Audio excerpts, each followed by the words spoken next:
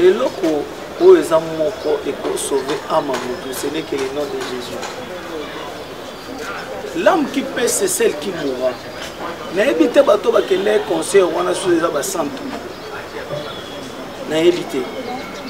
Dans la spiritualité, nous avons un tripartite. Nous avons un corps, nous avons un âme, nous avons un esprit. Alors, batu ya mabe, batu ya satana, batu ya solo, c'est cerveau, kanaba makila, on a pour avoir pouvoir na bango. So mona croisade de salami pasteur a été na martyr batu bakufa.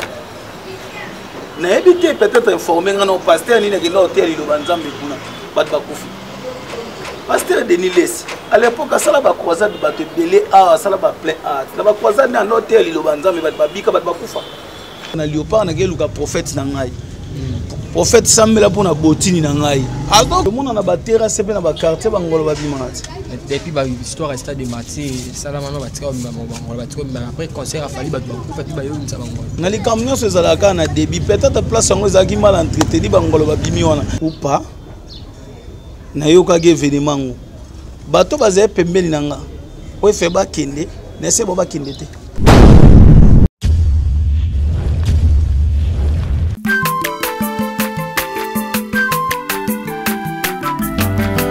Mwana moto te po akosangai abongwa ni pete po awangata Nzambe ya le Nazarien, le Nazarien, le Nazarien, le Nazarien.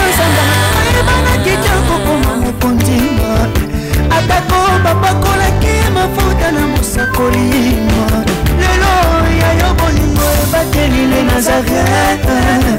Pamboli oye mona na katempeni mama kantelobi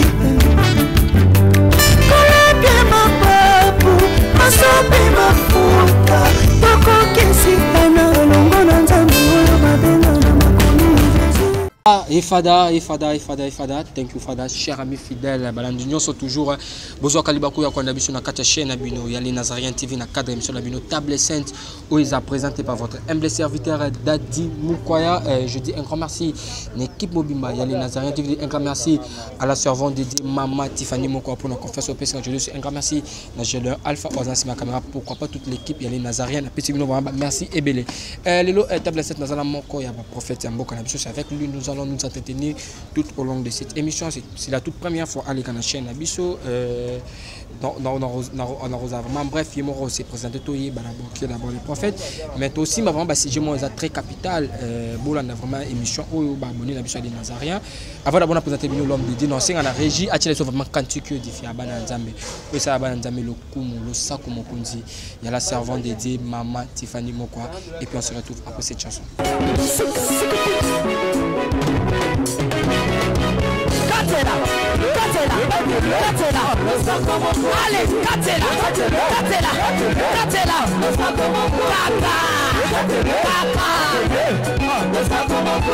Yamalo ya daba pastel bakokata.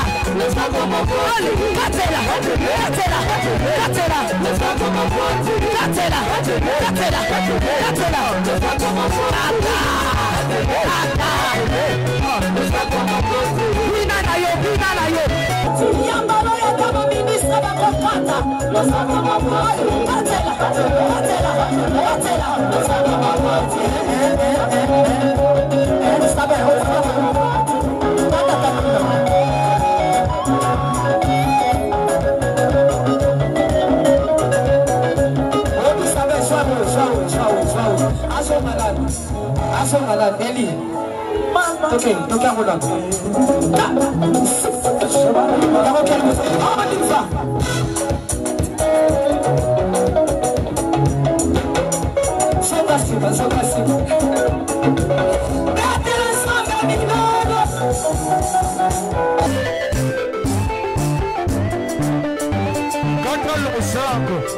Nazokatela nzambe le sako na sesiko. Nazokatela le sako siko kuna. Nalikina katela nzambe le sako. Le sako awa. Aniva. Allez, casse-la. Allez,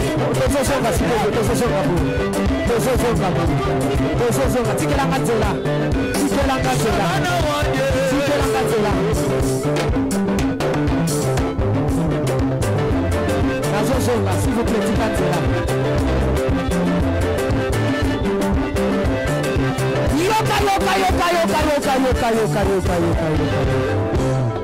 Olingi lipal, Olingi kopot, Olingi mosala, bona nini.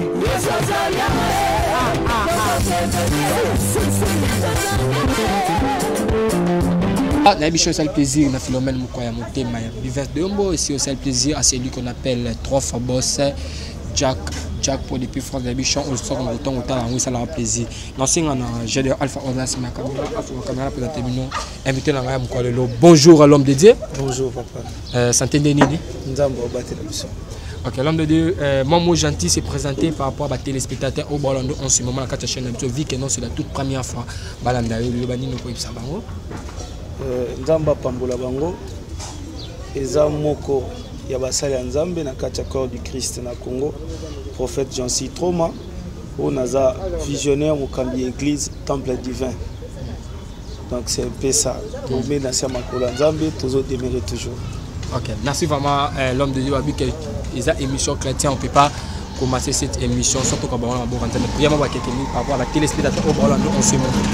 Au Pamboli Nzambe, nous sommes convaincus que dans l'émission Oyo, il y a des vies où il y a des sous-vies.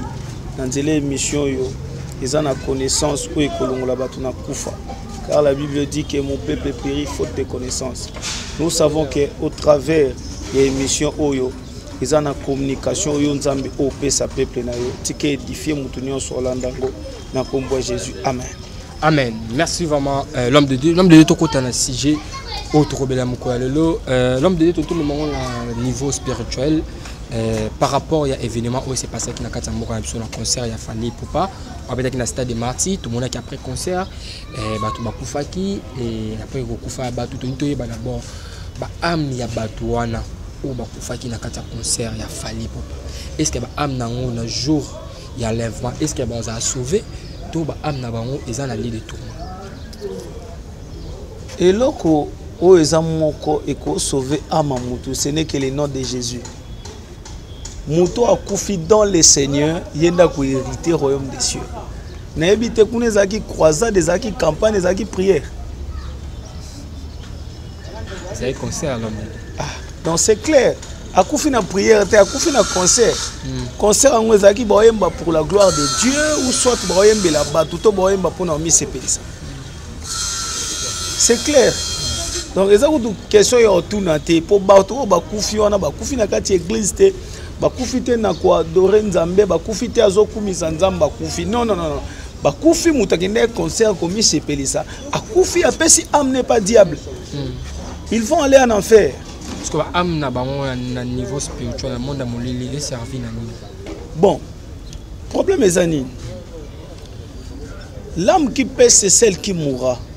Na ebité bato bakende concert wana sous les ba santo. Na ebité. Dans la spiritualité, nous avons tripartite. Nous avons un corps, nous avons une âme, nous avons un esprit. Esprit à Moutou, ils ont géré par Nzambe. Nous avons dans le Seigneur, nous avons en dehors du Christ. Nzambe nous avons possession. Corps, ils ont enveloppe. Oh, mon aki batono yozolo baba kufaki. Ils ont enveloppe. Mais âme le Moutou est un jugement. Alors, batu ya mabe batu satana batu solo ko ba se serva kana ba makila ona pona ba pouvoir na bango pona ba makambu na bango ezala ko biso muta ko saote na niveau nyonso ya litombo mi ezala na sacrifice biso so tozaka fort lelo po tozala sacrifice eza Jésus makila na Yesu ne ganga pona biso yango ezala tozala fort. Alors na kaya diable tellement le diable n'a pas donné sa vie pona ba oya ye. Yango moni batu na batu ba vivant na ba makile ya batu. Il faut le kisaka bana batu, il faut détruire ba vie ya batu pour force ezongana kana bango. Donc c'est clair et net. amna bango et comment vous salez la neti ba o ba faki na concert ba amna bango za vous salez la ba comme ça amsa na monde mulili si je comprends bien mutu o ya kufi na lié ya concert na concert o ke pona okumisa nzambe te c'est clair la question autour na te amne ke lola ko sani ya zena posa lola te aina posa lola te bisika na premièrement nzamba zana nute. Oui. On nzamba okesani kuna. Mais tout le monde qui y avait nangam na bino pe ba pasteur ou ba soutenir qui peut concert ya notre frère Fally pour tout le monde qui le prophète Denis Lesaya qui priait avant concert tout le monde qui peut notre musicien José Nzita ko le kakosa ba vidéo ba kena ba tu ba ya concert à Fally pour pas. Oui mais yo c'est parce que non nzamba za la kati wana ti. Papa. Na bien. Batu bakufi na concert wana yo bige basala nzambe bakende kuna esika nzamba za peza laka esika nzamba za muto e concert akufa ndeni nzamba za ki kuna te so nzamba za ki batu balinga bakufa te yo so mona croisade de salami pasteur akete na martyr batu bakufi na ebité peut-être informer ngana pasteur ni na kenda hotel liloba nzambe kuna batu bakufi pasteur Denis Lesi à l'époque ça la croisade bato belé a ça la plein art na ba croisade na hôtel lo banzambe bato babika bato bakufa na concert bato bagenda ozwa vite bato bagenda oyoka musique et sepelisa am na bango parce que am ya moto eza source ba sentiment am au mona ngo boete mais au mona que la Bible dit l'âme qui paie c'est celle qui mourra. Donc baloba ke aleki sipona omela makila ya bato am eza représenter na nzoto le roi makila esprit eza représenter na nzoto moto le roi mikoa. Yango mona na histoire Élisée na Élie, Élisée avait besoin de double ponction et onction Élie. 14e miracle et que la na kunda donc mikoa na ye et permettre que ebembe c'est quoi. Donc mikoa doit représenter esprit na ye. Makila représente âme. Ya mutu. Mutu ke koluka nzambe na croisade na martyr akezolobiko. Mais mutu ke concert ke luka nzambe te c'est que Dieu n'était pas là. Mais quand tu vois, étant qu'un homme de Dieu, tout le monde a un homme comme les pasteurs, comme notre musicien José Nzita pour soutenir l'activité à bon sens. Et ça la ronde de gagner. José Nzita est musicien. Chrétien. Chrétien. On t'a bêté il concert Fally. Il n'y a pas un musicien. Fally a été art na savoir na. Fally n'a pas un problème. Fally n'a pas un problème. Fallait juste savoir na a Tchangouana Batouba Yoka. José Nzita soutenir le roi musicien. Oh, c'est normal. Oh, mais pas ça, musicien de partager bango oyemba pour la gloire du Seigneur. Oyemba a dédié na bato. Likabo fallait zana ngwano lo basatana mutape ça. Voilà zana c'est Dieu qui l'a donné. Sauf qu'il y a orienté connaissance na autrement. C'est ça. Tout le monde qui a concert au nom de Dieu. Toi, c'est toujours basé sur concert. Tout le monde a un concert, tout le monde a qui moi na musala nzambe moko na kombo ya Enoch akufa kiwana. Babuteka imoko ça te fait comment comment on a pasteur akufa. Akata ba événement bon. Netinga na on a balité na botité. So na bali un jour nzamba suminga na bali na boti na permettre témoin na nga ke bisika bon. Donc moi na mosala nzamba kufi po kuna nzamba zagité. Parce que moi na mosala nzamba se retrouver na kati wana ndenge ni take papa ni pasteur puis papa ni pasteur boté kaka yemoko a se retrouver na kati wana ndenge ni. Est-ce que ba maté ya papa na yi até ya rabatu. Est-ce que papa nazala le vrai toi za dans le faux. Bon, na lobaté papa nazala le vrai toi na le faux. Premièrement liwa et nan. Muto ko saoté. Obi to wana génération o influence ya libanda obi bana belé ba oza détruire libanda na kati peut-être papa na loba makamususu mwana sali autrement tala mutako saoté la Bible dit quand la prudence fait défaut le peuple tombe et cause na mutu musu abundisaka spirituellement aluka moyen ya luka vina yo akela ndo bisika bongo.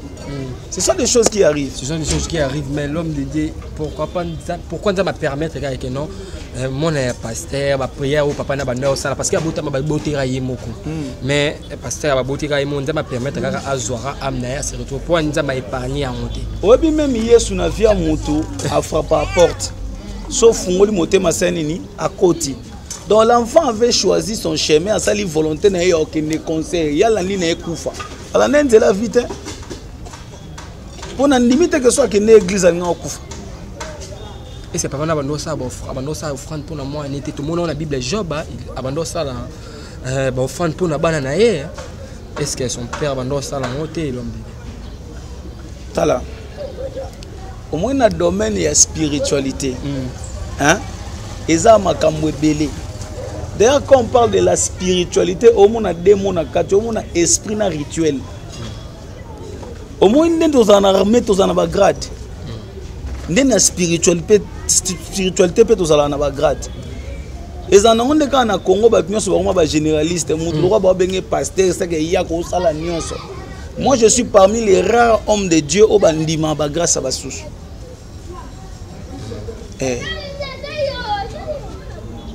Au bandima grâce à Bassous. Moutako saoté. Na kopio prophétie Léon Epson Abinzamba ebisinga ke okoma président de la République. Okoma président de la République. Mais yo bimina tongo ki omeli masanga otamboli code bake ba tuti yo na mutu ko kufi. Oloba prophétie zelo kuta to yo monde muto arrêter chemin na.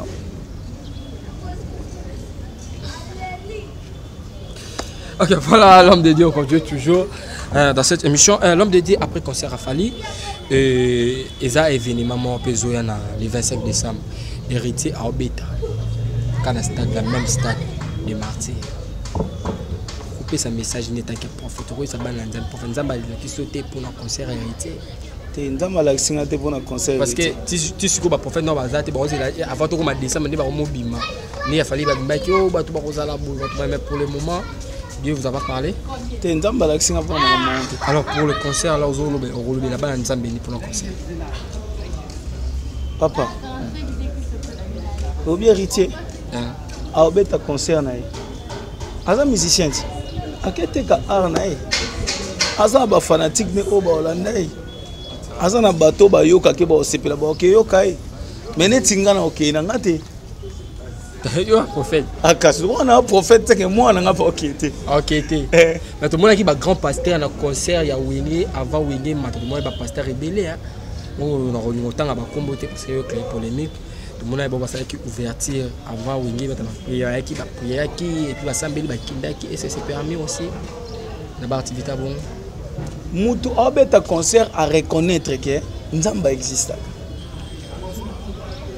À reconnaître que Nzamba existait avec Moussala Nzamba a prié pour nous concerner. Les autres dépendent. C'est biblique. Les autres dépendent na yé. Mutu azana confiance à Moussala Nzamba wana. Na Moussala Nzamba o baye ko luka pa ke sambe la pour nous concerner. Mais c'est biblique. Les autres dépendent. C'est biblique l'homme de Dieu. Vous savez dans la Bible, il y a toutes choses. Tout le monde a même dans la Bible ba roi, ba tout pas ke bunda bitumba ba ke consulter ba prophète. Donc, mouton qui est bunda guerre, pas pour ma belle-amie, mais qui consulter le prophète. Naka concert et dépendre de moutou. Oh, il y a un concert, à croire que concert n'a pas bêta, mana que Luka Moussala Nzambe tel. Na Moussala Nzamba, on y est peu, bah yo Luka, y est mon habitué. Ok, bah yo Luka, on sait qu'il faut prier. Il faut prier, c'est que Nzamba Ozalawana. Pour na baomi balé. C'est ce que j'ai qui na yo ba bengyo.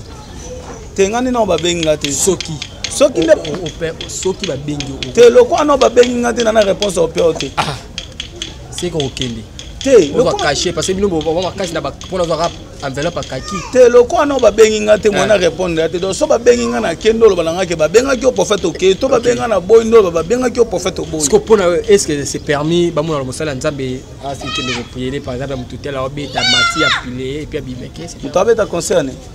Na bien. Et ça dépend de mosala nzambe na mutayo lukai. Elle va jouer nga ke beta bali. Abike non nga vana ke beta na léopard na ke luka prophète na ngai. Prophète sambela pona botini na ngai. Ako croire que prophète ne zoka sambeli botini au PCB. Et ça dépend na ye joueur na prophète o yeba sambela pona e. Mais l'homme de Dieu après concert en Fali après lobi nango tomoni mwambule betaki tomoni bangolo minene babimi na kati ya stade de Martyrs. Bangolo minene babimi na kati ya stade de Martyrs na mwambulu ebetaki. Bato na bato apesi ba vie na bango. C'est le est-ce que bangolo ni za bangolo normal? Angolo. Normal. Ngolo an mbisi ya vivana might. tout le monde a battu c'est bien dans quartier bangolo babimati depuis ba histoire stade de Mati salama no batika bangolo batika après concert a fallu ba fait ba yo nsa bangolo na li camion ce zalaka na débit peut-être place ngo zaki mal entretenu bangolo babimi wana peut-être na kanumo ezo sala ke ngolo le kana ana ngolo muta ko saote tu vois si le diable détruit a ko restaurer te batunyo so basaela satana muta ko saote type wana diable a honora mutute asuka kana batumabe et asuka no bien te asuka kana batumabe asuka kana batumabe mais suko yo pour un concert ya fali na air spirituel mon qui on a malade qui était par rapport à air spirituel na concert ya fali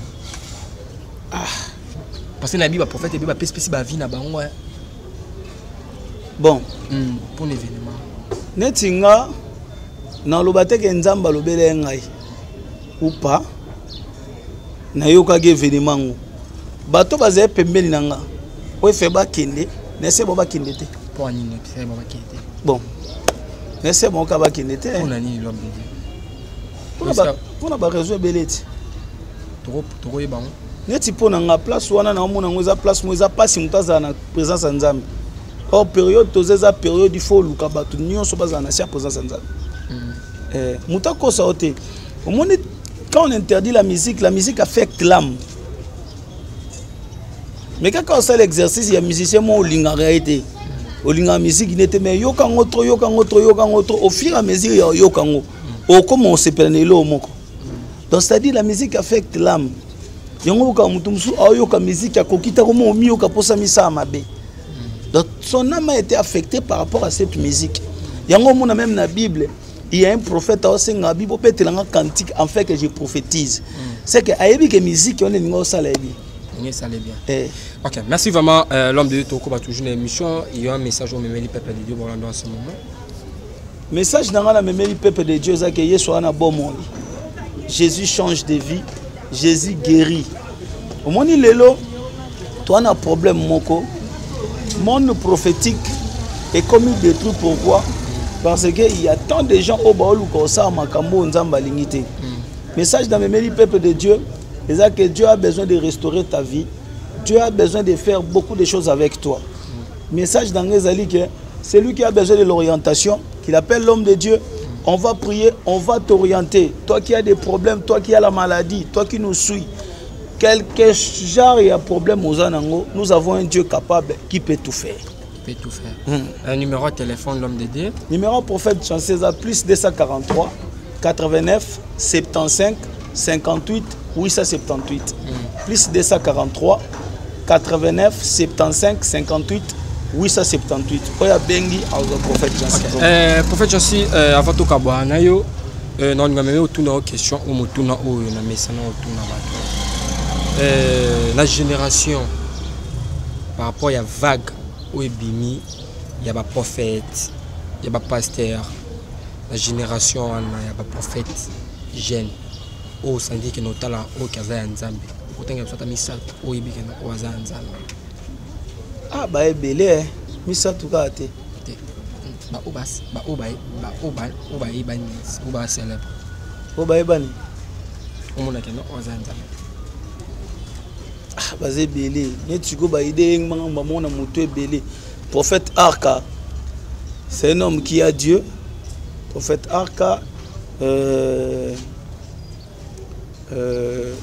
prophète Chico Maboli en Maroc, c'est un homme qui a aussi Dieu. Kaba prophète. On va pas pasteur hein, parce que dans le monde nous hésiter na bango ba lotangi lo suna tangi lo wa comme le biga vrai. C'est un vrai. Soit on a tangi lo wa combo olobi non, so olobi non. Obi na 3. Non, je suis moni autant na combo pour mes amis. Mais oui. Parce que au d'autant là déjà là on a déjà tout le monde bimali. Mais obi singana déjà oui, so bi oui, so olobi non, pourquoi olobi non. Bon, on permettre là. Ngape na galanga na terme nzambe te, c'est-à-dire thermomètre batala ke ona nzambe to ona nzambe te. Sauf que marati. Boye banarati bo fandi bo entour na bino. Otali obi te. O penata nzambe hein. Bon, neti na no tatangela. Et ça passe à Moïse Mbi. C'est un vrai. Mozimbi. Nalinga banzembo ni makasi. C'est un vrai. Na sepela mingi na banzembo ni. Ouais, c'est un vrai serviteur de Dieu. Ah moi Nzambe. Et Azar na sepela na banzembo na epenza makasi. Et puis il y a de belles chansons différentes. Surtout nzembo na emba na kola na maboko na yo. En tant qu'artiste, en tant qu'esco-pasteur. Bon, on a soit temps pénaté au fond de la mais je sais que c'est un homme de Dieu, c'est aussi un chanteur. Mais Ngaming il n'a pas chaque côté banzembo. Alors le lot bon critiquer pasteur il faut du ciel. On dit mais il pas vrai. Il faut du ciel ouais. Il faut du ciel. Pasteur il faut du ciel. Nga ebe mo emit. Comment pasteur? Comment pasteur? Ah. Otunga so za vrai. Moni nzete ndeza bo. Ba eba ngona ba fruit. Hein? Pourtant dit ma nzete eza en bon état, il fait plus so ba fruit. Kasi donc on reconnaît na ba par ses fruits. Donc na ba fruit ya mutundo yeba kele dans les vrais ou dans les faux? Dans les faux. Oui. Ce qu'on a yo. Pas te chiter. Ah vrai ou faux? Soit vrai ou faux. Ah, bon, il faut que dise là là une internet abi qu'il aime Jésus plus que Branham. Il aime il aime Jésus plus que Branham. Jésus Christ.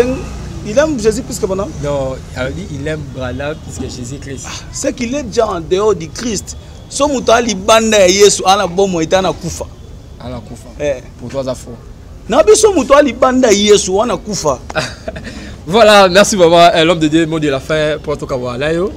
Là numéro de téléphone rapidement. Que Dieu bénisse tout le monde. Le prophète John-C. Troma, serviteur de Jésus.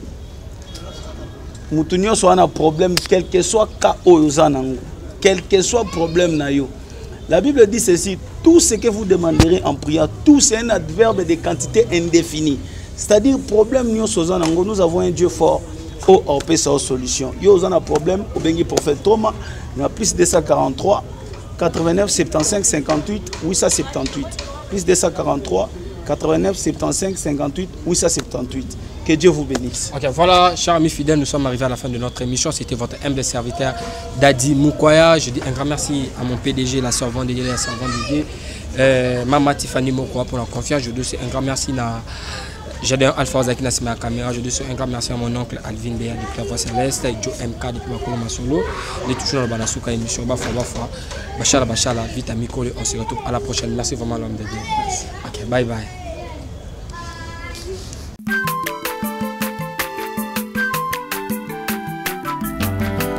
Mwana moto te po akosangai abongwa ni pete po awangata Nzambe ya le Nazarien le Nazarien le Nazarien le Nazarien bana kitoko koma mokondima atako babakolaki mafuta na mosakolima lelo ya yo bolingo ebateli le Nazarien Lipamboli oyo mona na katempeni mama kandelobi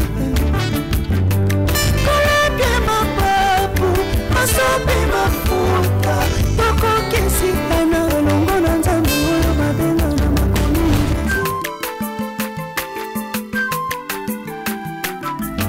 aza mwana moto te po akosangai abongwa ni pe